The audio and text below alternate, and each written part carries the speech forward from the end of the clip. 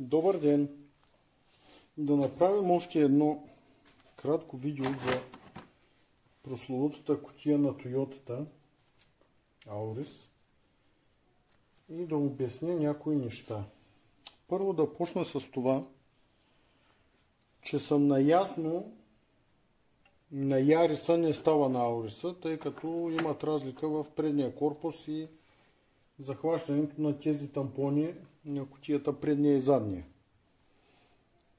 Както съм обяснявал и друг път, правя кутии, не продавам вафли. Но при положение, че не мога да намеря кутия за Аурис, върши работа и от Ярис, тъй като частите, които са ми необходими, са абсолютно същите. Просто вземам на Ауриса предния корпус, слагам го на другата кутия, събирам на човека кутия и филма се приключва. Така. Да покажа, защо се занимавам с тая цялата дивотия. Тъй като съм поел ангажимент към клиента и се опитвам да му направя кутия, защото не може да се намери. Ето, да почнем с това. Зъбното колело е, вижда се, как половината зъби ги няма. Тук също има изкъртени зъби.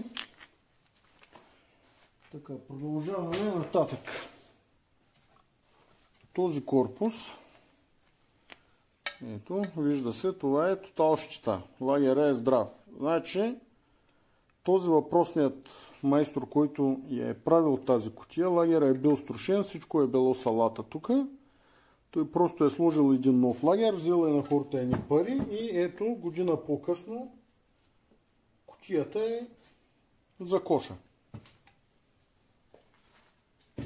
С моя късмет, ако аз го бях направил това нещо, ще да изкара 2-3 дена. Просто явно тези хора са големи късметлии. Цяла година е изкарала колата така. Така да продължим с нужните части. Пиньон. Изкъртени зъби. Короната и тя с изкъртени зъби. Успях да открия части. Нови, тези, които са необходими за ремонта на тази кутия. Тъй като нямаше две части от едно и също място да се поръчат, всичко е от различни места. Те са реално 1, 2, 3, 4, 5 неща. От 5 места трябваше да се поръчат. За 5 трябваше да се плати доставка, ДДС-та, мита и възлизаха на скромната сума от 3900 лева въпросните части, които показах. Няма как клиента да даде тази сума. Затова успях да намеря кутия от Ярис с помощта на публикацията, която направих за японските кутии. Намерихме кутийка от Ярис. В момента чакам да дойдат двата лагера отзад да ги сменя с нови, да я сглобим и най-накрая да се приключи сагата с въпросната кутия на Toyota.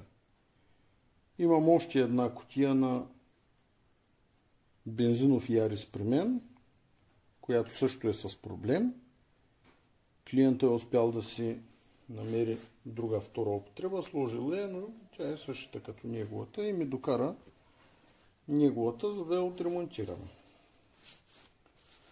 Това е развръзката с кутията на Toyota. На някои хора, колкото и да им е странно, има такива, които им харесва да гледат видеята.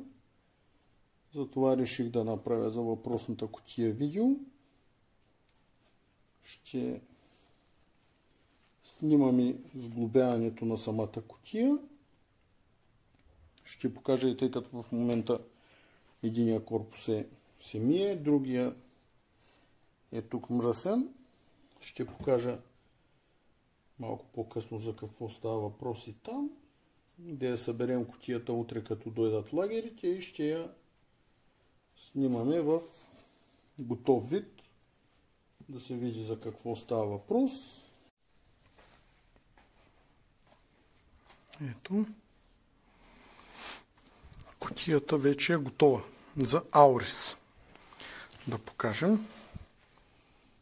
Ето го, къде е единия тампон, ето го другия отзад. Тъй като, нали, казаха, че компетентни господа, че от Яриса на Ауриса не става. Но аз я направих да става. Ето къде. Кутийката е готова. И ще я пращаме за монтаж. Както съм обяснявал в някои видеа, когато знаеш какво правиш, нещата се получават. Имам достатъчно направени кутии на японски автомобили, за да знам кое става и кое не става.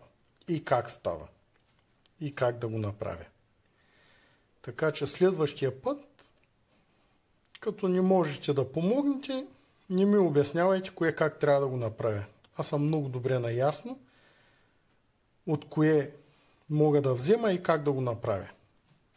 Това е. Чао!